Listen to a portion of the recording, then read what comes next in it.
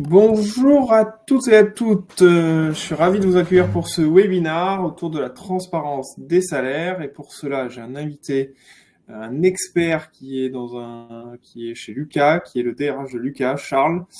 Charles, bonjour. Salut Christophe, bonjour à tous. Donc avec Charles, je vais laisser Charles se présenter et présenter Lucas, mais avec Charles, on veut vous parler un peu de transparence des salaires parce que chez QuickMS et chez Lucas, on le pratique de façon différente, avec des approches différentes.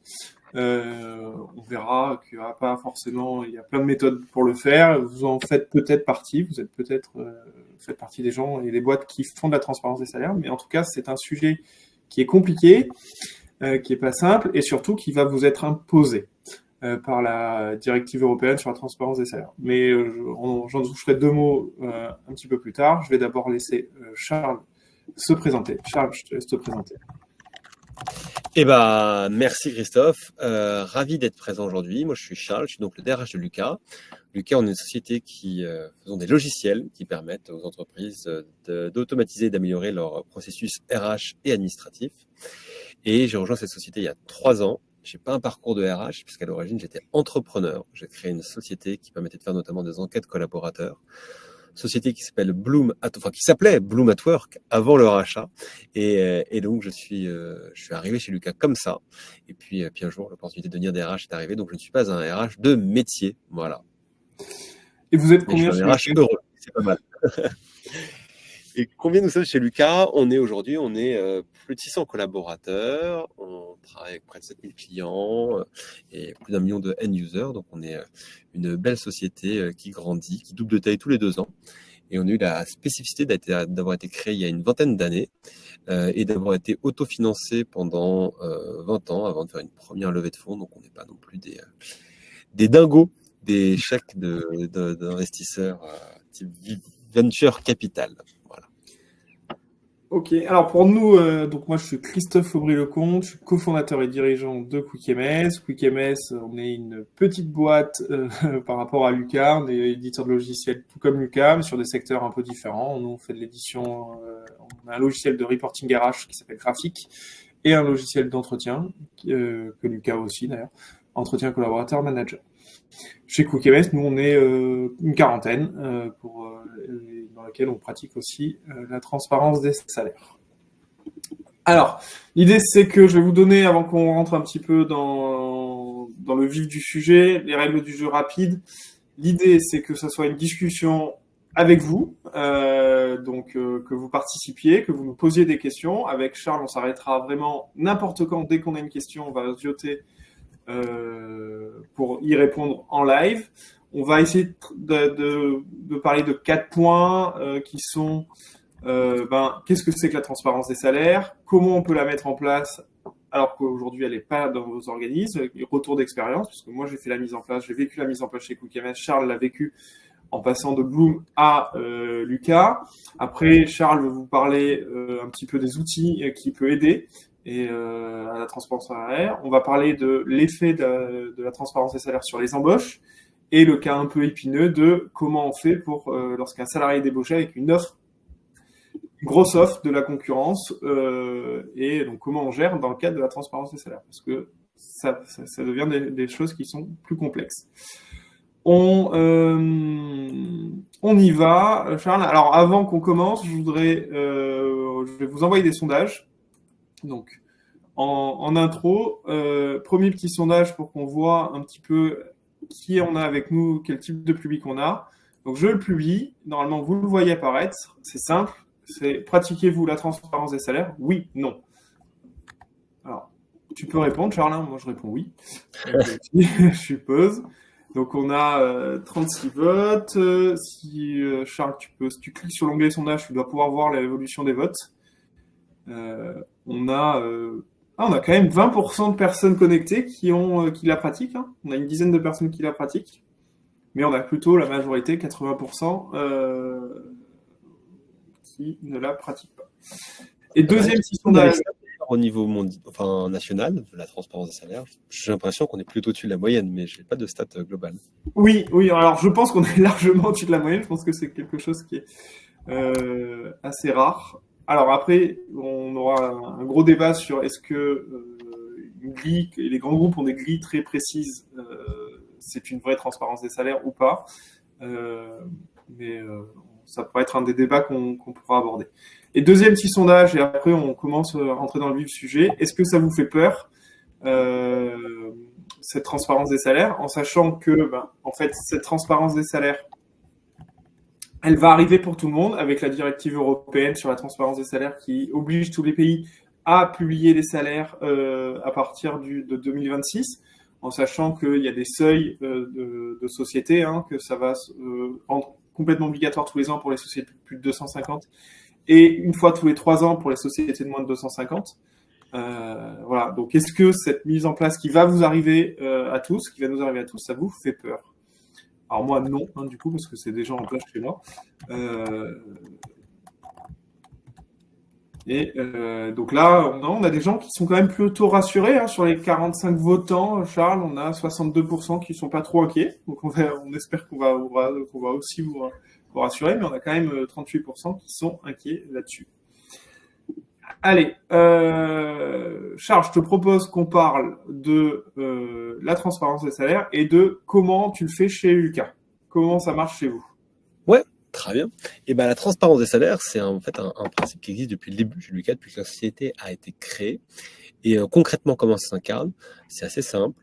Il suffit d'aller dans notre logiciel, dans notre SIRH interne, Paga, et en 2 clics, n'importe qui, je dis bien n'importe qui, c'est-à-dire que je sois alors le collaborateur qui est depuis quelque temps ou même le stagiaire qui vient d'arriver son premier jour, je peux sélectionner un collaborateur et je vois son salaire. Et je vois non seulement son salaire à un instant T, mais je vois aussi son historique de salaire.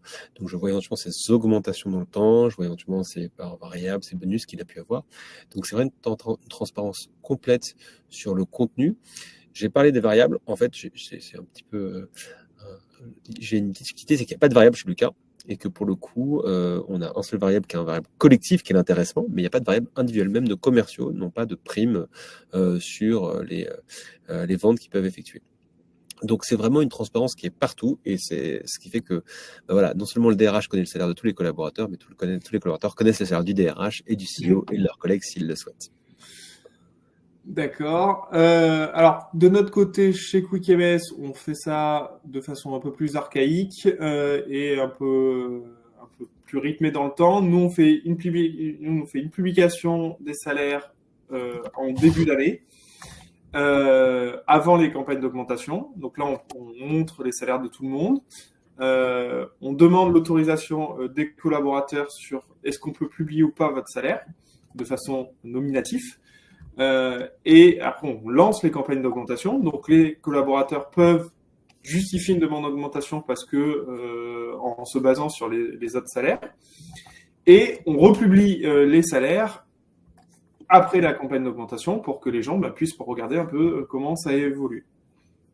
On ne fait des augmentations qu'une fois par an chez QuickMS. Comme ça, on gère le sujet. En général, on gère le sujet en début d'année, entre janvier et février. Et comme ça, après, on parle plus de salaire pour le reste de l'année. Parce que moi, c'est un des sujets qui, pour moi, complique, c'est quand on commence à parler de salaire tous les mois, en fonction des événements, des besoins, etc. Donc, non, nous, on a fait le choix, c'est une campagne d'augmentation sur cela.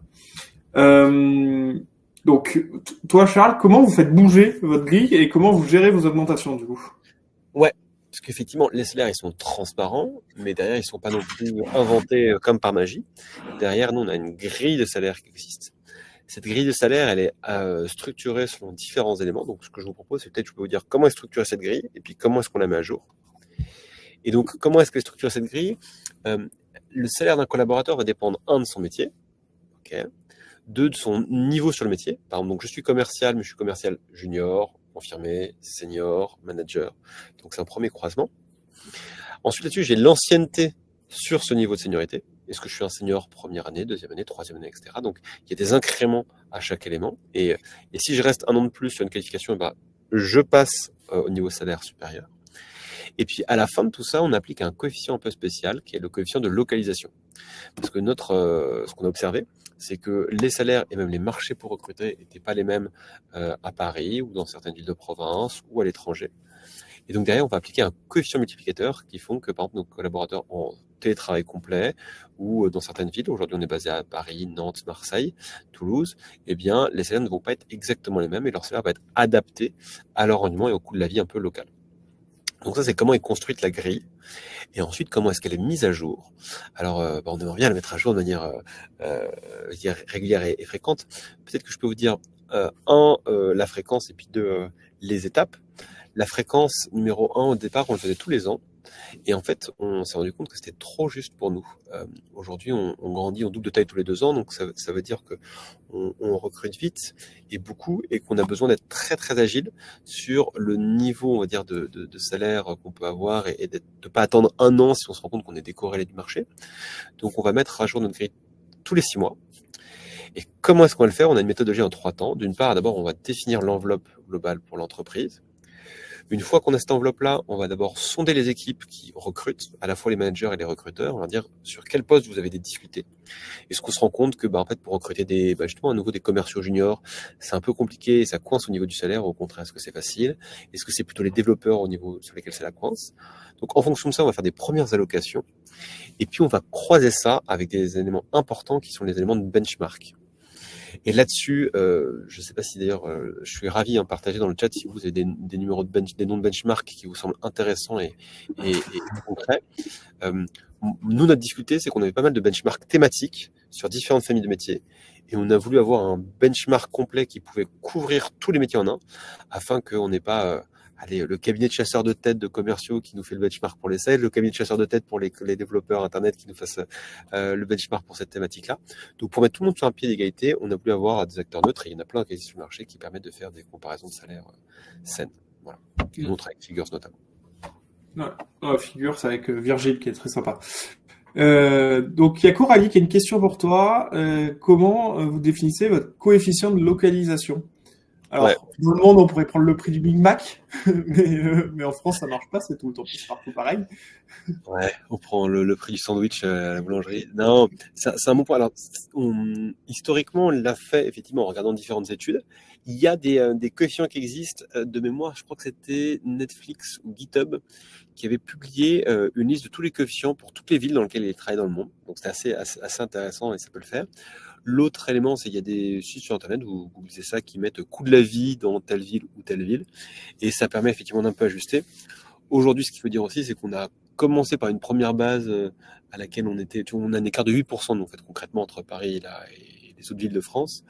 Et cet écart-là, pour l'instant, il semble cohérent. La difficulté qu'on a, excusez-moi, c'est qu'on a certains métiers, notamment, par exemple, les développeurs, qui sont de plus en plus, je veux dire, éparpillés, pour lequel on a presque un marché global et un peu moins un marché par ville. Là où, pour le coup, ça reste assez vrai pour des fonctions plus business. Donc, on se rend compte que même ce quotient-là, il est pertinent pour certains métiers, mais un peu moins pour d'autres. Et donc, notre enjeu, c'est d'adapter.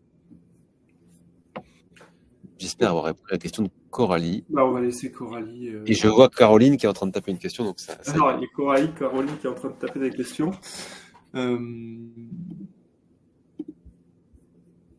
Ouais, elle dit merci, elle nous fait un sourire.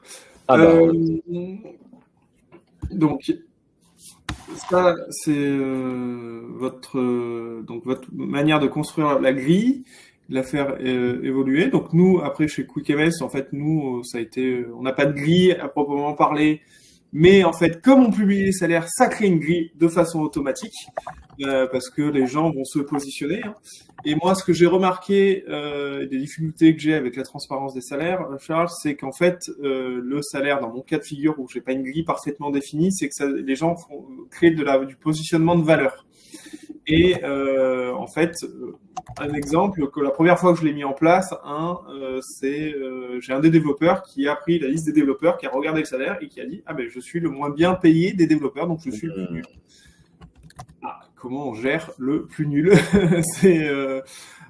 Voilà, donc c'est toujours compliqué, c'est souvent en fait quand on fait de la transparence des salaires c'est pas vraiment un problème d'argent que moi je rencontre, mais plutôt un problème de valeur. parce que même pour 100 euros à l'année, les gens considèrent qu'ils sont moins bien payés, donc que l'entreprise les juge moins bons que les autres. Et moi, c'est une de mes complexités. Est-ce que toi, le fait d'avoir structuré aussi bien une grille aussi bien, tu ne rencontres pas les mêmes problématiques que moi, Charles? Alors, pour le coup, effectivement, nous, on n'a pas de personnes qui est entre guillemets en dessous, parce que de manière un peu mécanique, tout le monde est ajouté au minimum sur la grille. Donc, il n'y a pas tellement d'écart là-dessus. Ce qui peut arriver en revanche, c'est lorsqu'on embauche des personnes à l'extérieur, on a un biais, on a une asymétrie d'information, parce qu'on ne sait pas en fait quel est leur niveau exact. Et donc, on a parfois des personnes qu'on va positionner sur un niveau précis, et en fait, il n'est pas exactement là-dessus. Et donc là, ça peut effectivement entraîner quelques éléments.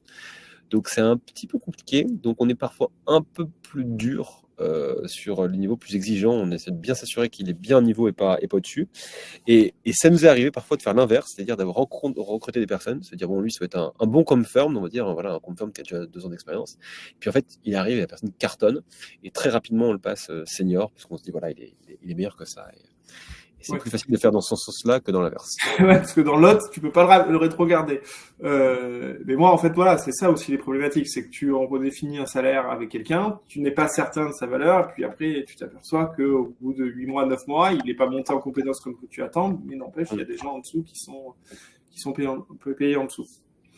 Donc nous, ce qu'on essaye de faire, c'est de remonter ceux qui sont en dessous, parce qu'on ne peut pas malheureusement pas descendre la personne. La seule solution, c'est de sortir la personne, mais c'est pas simple. Alors on a eu plein de questions qui sont arrivées entre la mienne. Donc il y a Léa qui dit comment définissez-vous votre enveloppe d'augmentation?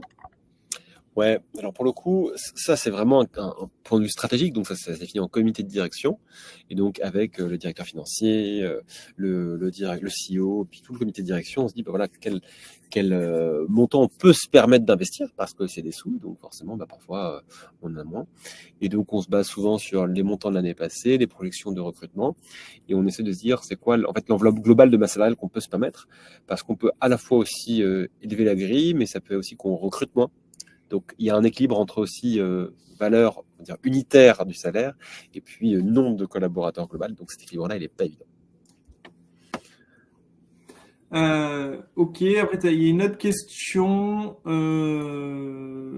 La transparence concerne en interne ou également les offres d'emploi. Alors, moi, je te propose que celle-là, on va la garder. Léa, on va vous. Non, c'est pas Léa.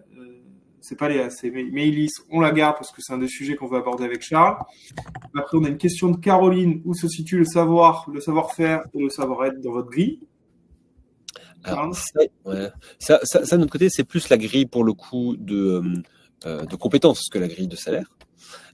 Et on a des grilles de compétences qui permettent d'évaluer les collaborateurs. Donc, on se base sur ces grilles de compétences, mais aussi sur les avis de pairs qui peuvent exister, aussi sur l'atteinte d'objectifs.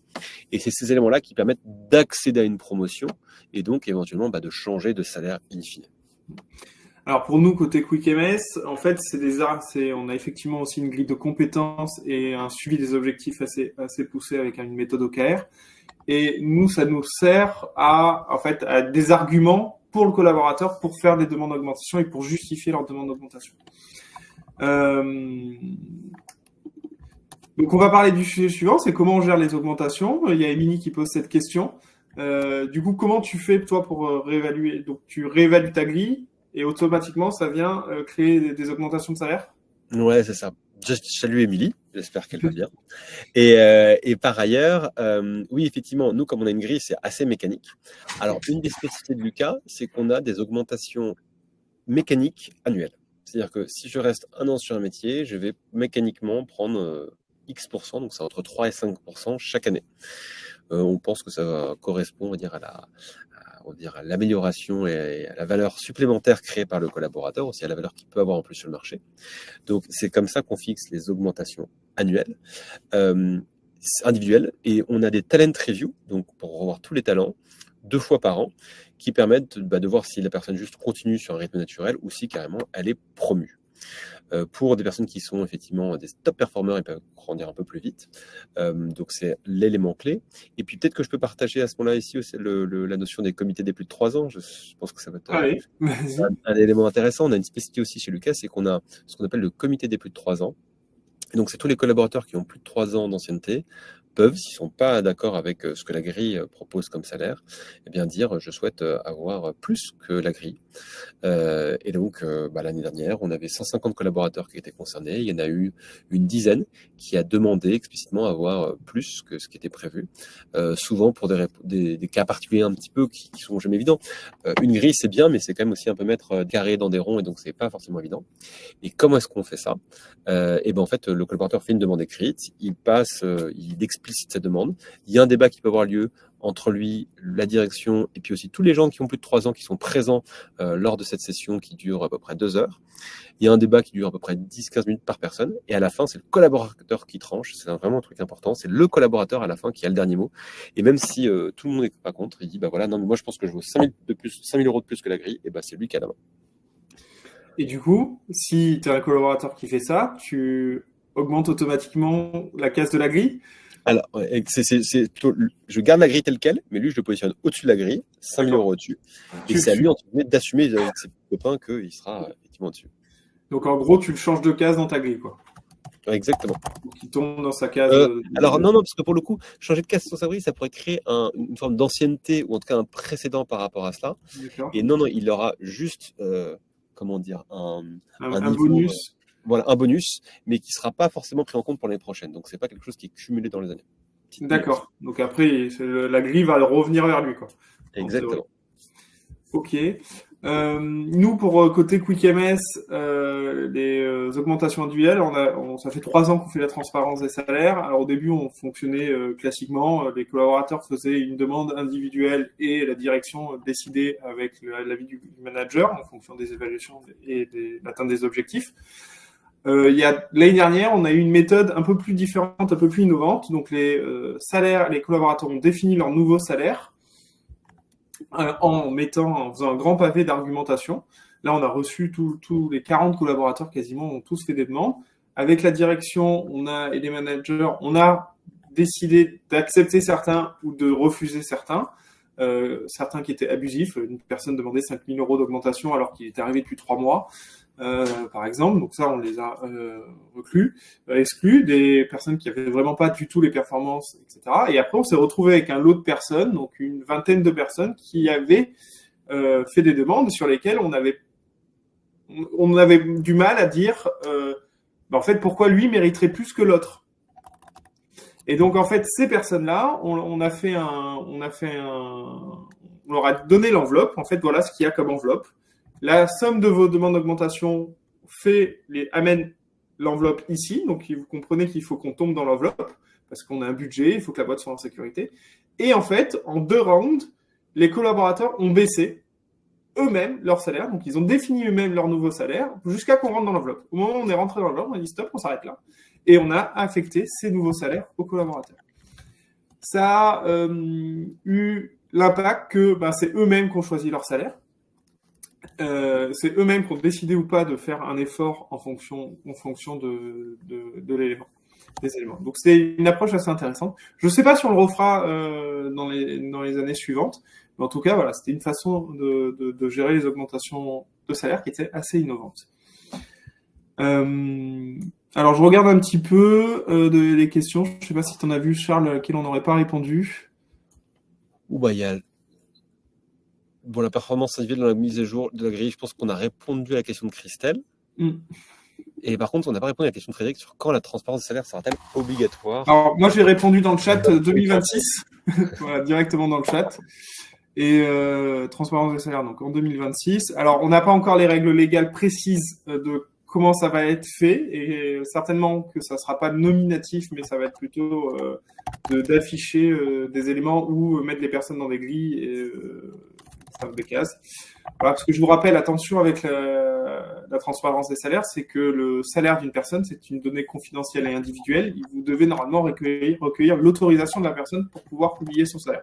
D'ailleurs, comment vous faites pour gérer ce côté légal chez Lucas? Prévu dans le contrat Donc, c'est enregistré là tout ce qu'on se dit. Non, je suis désolé. Non, mais après, si vous n'avez pas eu de problème, tant mieux. Hein, mais... non, pour l'instant, l'usage n'a pas posé de problème. Je pense que tout le monde est à l'aise avec ça. Donc, ouais, après, si les règles du jeu, tout le monde est bien aligné avec les règles du jeu et que tout le monde est au courant, peut-être même que j'irai un peu plus loin. Je pense que c'est quelque chose qui font que les gens viennent chez Lucas. C'est-à-dire qu'en fait, dès le processus de recrutement, on communique là-dessus.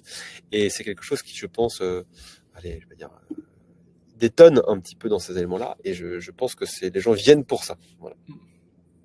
Nous, du coup, QuickMS, on recueille leur accord et uniquement les personnes qui donnent leur accord accèdent à la publication.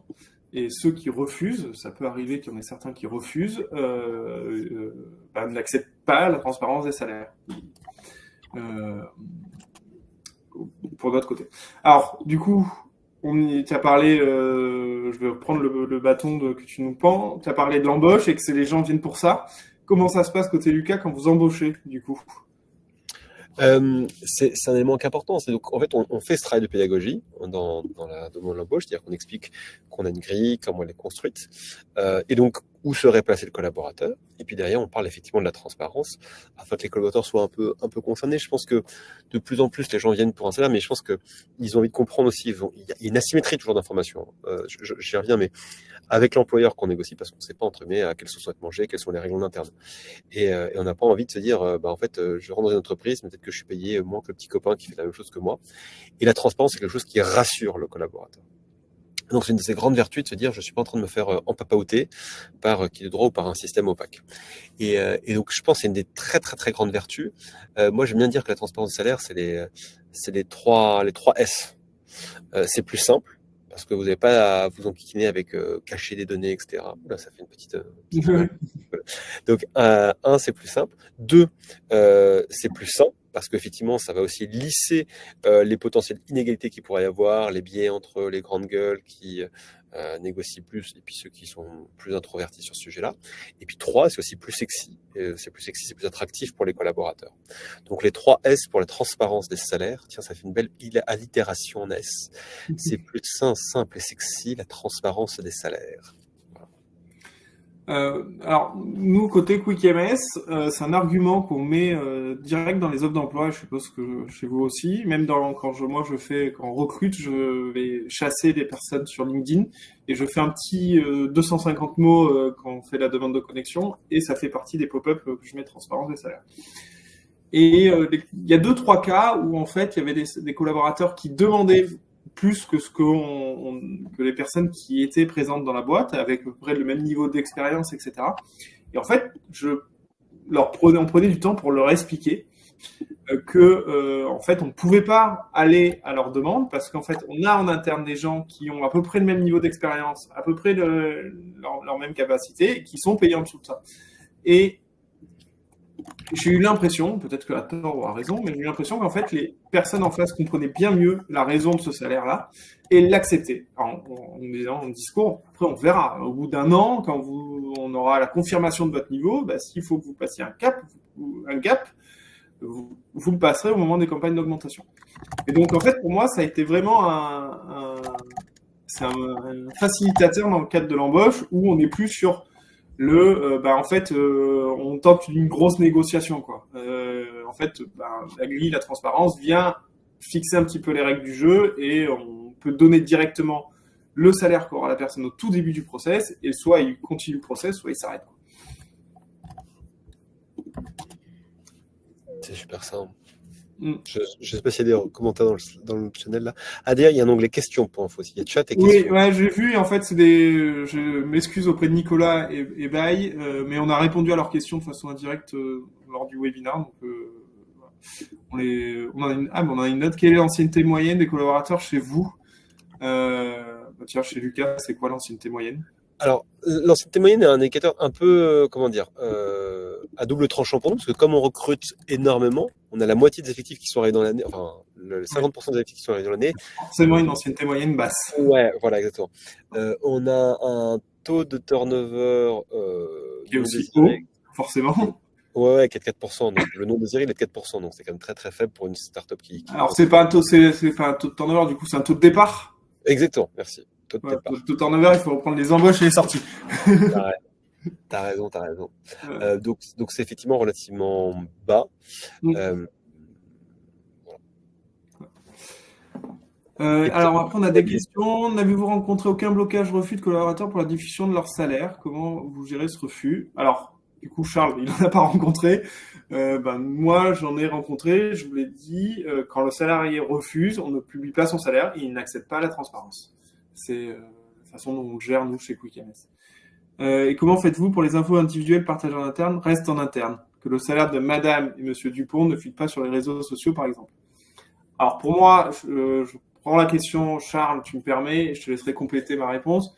En fait, quid du salaire, mais quid du chiffre d'affaires? Parce que chez QuickMS, on pratique la transparence totale, donc tout le monde a accès au chiffre d'affaires, au bilan comptable, aux éléments stratégiques, aux prévisionnels, etc. Donc après, c'est qu'une question de confiance. Si les collaborateurs commencent à diffuser des infos confidentielles de la boîte, après, ils se mettent en danger, hein, et ils ne respectent pas leur contrat de travail. Mais on n'a aucune garantie comme donner d'autres données confidentielles que cela. Je sais pas, vous, je crois qu'aussi, Charles, vous faites de la transparence totale chez Lucas. En plus, Oui, tout à fait. Donc, toutes les infos sont effectivement disponibles. J'apprécie beaucoup ton approche. Nous, on n'a pas eu de problème jusqu'à présent. Je vois pas de raison qu'on en ait. Effectivement, on a aussi des salaires qui sont très, très, très corrects. Peut-être qu'un élément, c'est on a la chance d'avoir une centaine de collaborateurs qui sont associés chez Lucas. Et donc, je pense que ça donne un sentiment d'appropriation assez fort. Et donc, le but, c'est effectivement d'arriver à comment dire, inclure. Voilà, les gens n'ont pas envie de faire ça. Et donc, ça induit, une forme de modération salariale, parce que tout le monde a très bien envie de faire un effort pour l'entreprise, en tout cas pour les gros salaires. Et donc, je pense que c'est relativement sain et on n'a pas eu ce problème-là pour l'instant. Je te propose, du coup, on a parlé un petit peu, alors sur les sujets qu'on avait dit, transparence des salaires, on a expliqué comment on fonctionne, comment on le met en place. Alors, comment on le met en place? Tiens, comment ça s'est passé, toi, ta mise en place, donc ton transfert de tes collaborateurs qui n'avaient pas la transparence totale des salaires de Bloom à leur arrivée chez Lucas? Là, vous étiez 15. Comment vous l'avez géré? Ouais, c'était pas évident. Alors, chez Bloom, à l'origine, on était parti d'un truc où la situation était opaque totale, classique. Ensuite, on a fait un autre élément qui était qu'on a construit une grille. Et donc, les gens savaient où se positionner sur la grille, mais ne savaient pas où les autres étaient positionnés sur la grille. Et quand on est arrivé chez Lucas, on a effectivement fait une forme de reveal. À ce moment-là, on n'a pas eu de questions tant sur le fait que ce soit transparent, parce que les gens, je pense, étaient assez curieux de voir comment ça pouvait marcher, mais plutôt des questions sur est-ce que je suis au niveau des autres. Et en fait, la vraie difficulté qu'on a eue, c'est qu'on était avec des personnes pour le coup qu'on devait positionner par rapport à d'autres pairs au sein de l'entreprise. Et voilà, on est un commercial. Est-ce qu'il est plus ou moins performant que d'autres, mais il est payé potentiellement un peu plus. Donc, est-ce qu'il amène plus de chiffre d'affaires? Et donc, c'était ces questions-là qu'on avait. Donc, en fait, la problématique n'a même pas été tellement au moment du reveal et du je lève le voile que quelques mois après, quand on s'est rendu compte que, en fait, un tel, il a l'équivalent d'un senior, alors qu'en fait, il est plutôt confirmé. Et ça, comment est-ce qu'on gère ça? Et comment est-ce que... Et en fait, la transparence crée une forme de mécanisme de rétroaction dans lequel, en fait, s'il y a quelqu'un qui, en fait, juste apporte moins à l'entreprise, mais qui est payé plus, en fait, ça pose question. Donc, on n'a pas eu faire des questions qui sont posées, parfois par le haut, parfois par des départs, ça arrive aussi. Mais ce qui est intéressant dans le haut, c'est que ça permet aussi de créer un narratif par rapport à ces éléments-là. C'est-à-dire que on n'est pas en train de se dire aux collaborateurs on veut baisser ton salaire pour t'embêter, etc. Mais on s'inscrit dans une histoire plus globale dans laquelle on arrive à mettre en cohérence des problématiques et puis des réalités. Et donc on peut par exemple dire qu'on va avoir un salaire qui va pas augmenter pendant quelques semestres. Ça peut être des réponses qu'on apporte pour arriver à réharmoniser dans le temps parce que Rome ne s'est pas fait en un jour et la transparence des salaires non plus. Alors, nous, côté QuickMS, comment on a fait pour le mettre en place? Donc, moi, d'abord, j'ai posé la question aux collaborateurs. Je leur ai fait un petit peu à la Matrix. Est-ce que vous voulez la pilule bleue ou la pilule rouge? Je me souviens jamais dans Matrix, tu pourras me corriger, mais je crois que la bleue, c'est la réalité et la rouge, tu restes dans l'ignorance. S'il y en a dans le chat qui peuvent me corriger. Et 95% des gens ont choisi de prendre la transparence. Après, une fois qu'on a fait ça, on a commencé à publier. Et juste après, on déclenchait des campagnes d'augmentation individuelle où les gens pouvaient faire leurs demandes. Et donc, en fait, après, les gens ont plus ou moins pointé les incohérences qu'on avait, même si on a toujours fait attention d'être assez proche et logique. Et donc, après, il y a eu des demandes et on a réaligné grâce aux augmentations individuelles. La première fois qu'on a fait, la direction avait quand même bien plus la main que la deuxième fois où c'était les collaborateurs qui choisissaient entre eux. Donc on réaligne, et nous ce qu'on fait en fait assez régulièrement chez QuickMS, c'est une une fois par an, en fonction des embauches et des départs et des performances, on utilise les augmentations annuelles pour réaligner les personnes. Donc voilà comment nous on le met en place. Mais c'est quand même un choc, comme je vous le disais, les gens viennent se comparer, se juger, ont l'impression que l'entreprise ne les reconnaît pas à leur juste valeur, parce que le copain d'à côté est juste payé 100 € de plus par an. Donc c'est des complexités qui amènent autre chose que juste de l'argent monétaire. Moi aussi, tu dois être d'accord avec moi, Charles, je suppose, mais la transparence des salaires, croire que vos salaires sont opaques, c'est quand même une chimère. La plupart des boîtes, les gens se disent leurs salaires, discutent entre eux. Donc, vous avez des problèmes qui, pour moi, sont cachés, sont sous-jacents. Alors que la transparence des salaires, moi, ce que je vois, en tout cas chez nous, chez CookieMS, c'est que les gens viennent plus facilement en parler. C'est transparent. La direction est prête à en parler, est prête à discuter.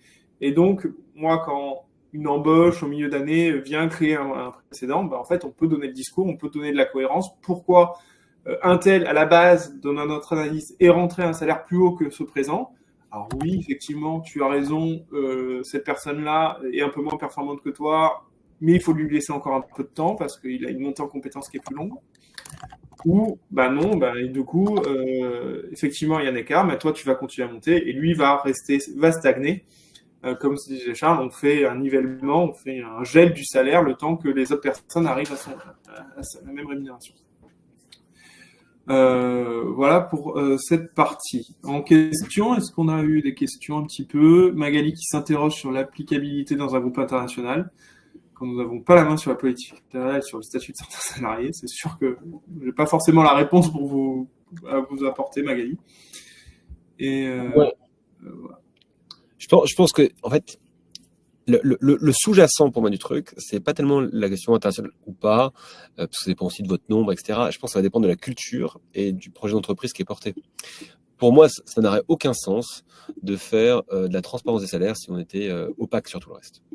Et je pense qu'à partir du moment où on assume d'être transparent sur différents éléments, alors ça fait sens et alors c'est congruent.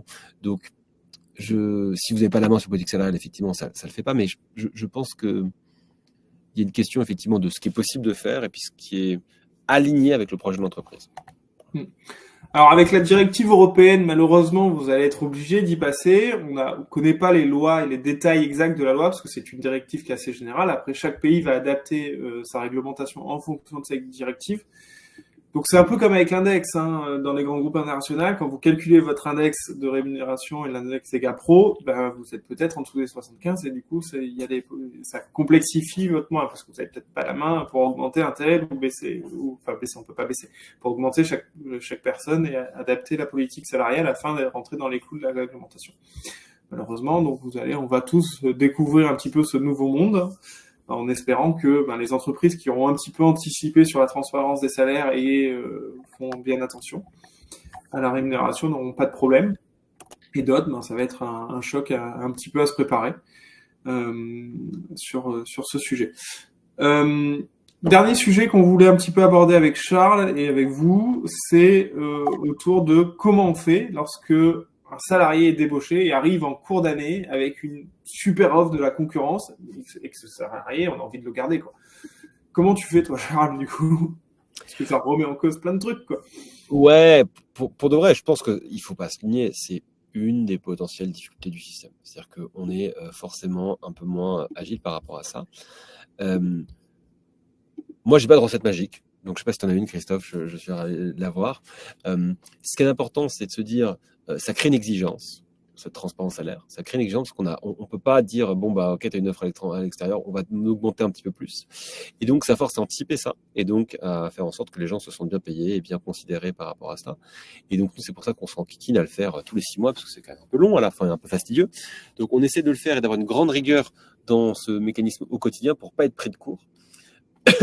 Et puis derrière, se dire, il y a l'offre, mais il n'y a pas que ça.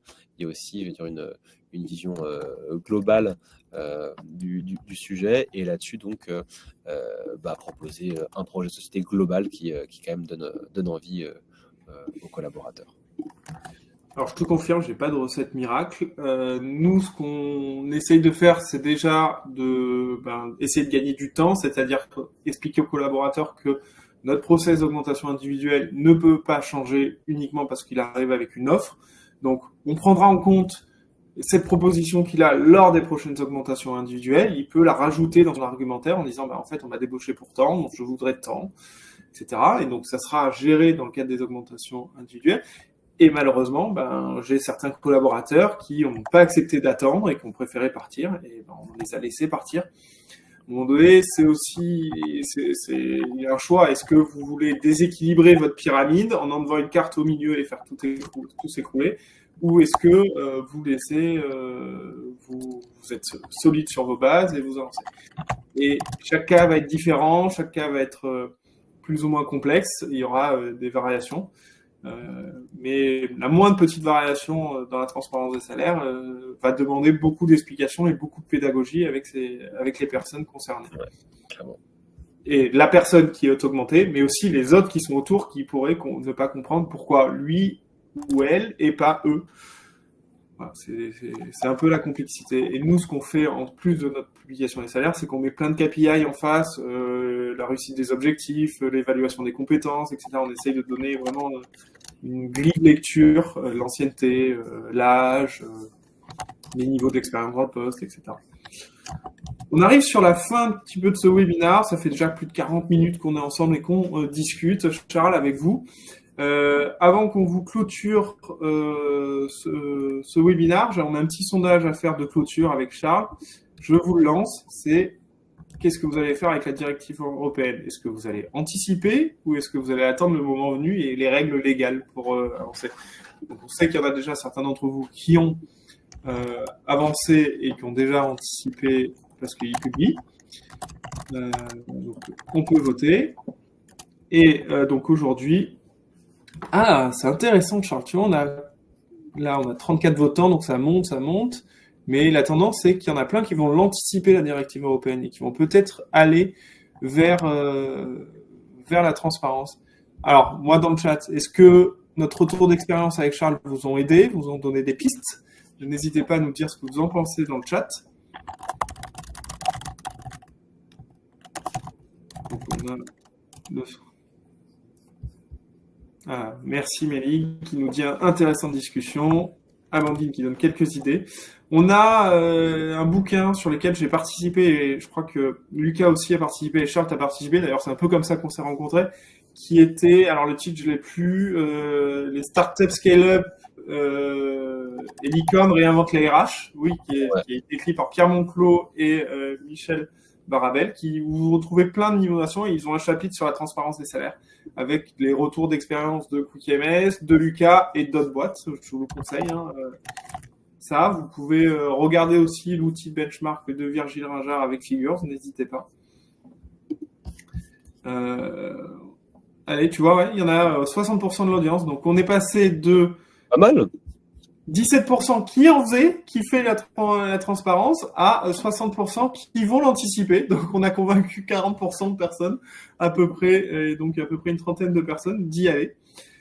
En tout cas, je vous souhaite beaucoup de courage, parce que ça va être beaucoup d'énergie, beaucoup d'explications, beaucoup de pédagogie, mais c'est beaucoup d'échanges et beaucoup de connaissances, et je pense que ça améliore à terme les boîtes, parce qu'en fait, la transparence des salaires va obliger la structure, les dirigeants et les managers à faire plus attention et à plus réfléchir de façon globale et pas juste prendre des cas individuels. Mon copain, ma copine, je peux lui donner plus ou les autres, c'est pas grave, personne ne le sait. Tiens, on a Frédéric qui est un délégué CSE. Intéressant que vous soyez avec nous. Et voilà. Donc, est-ce que vous avez, avant qu'on vous dise au revoir, est-ce que vous avez une dernière question, un dernier sujet que vous voulez qu'on aborde avec Charles? Allez, et sinon, on va vous dire un gros au revoir. Mélie qui confirme ce que je dis, c'est que ça va structurer tout ça. Le titre du livre, je vais vous le retrouver là. Startup, Scale-up.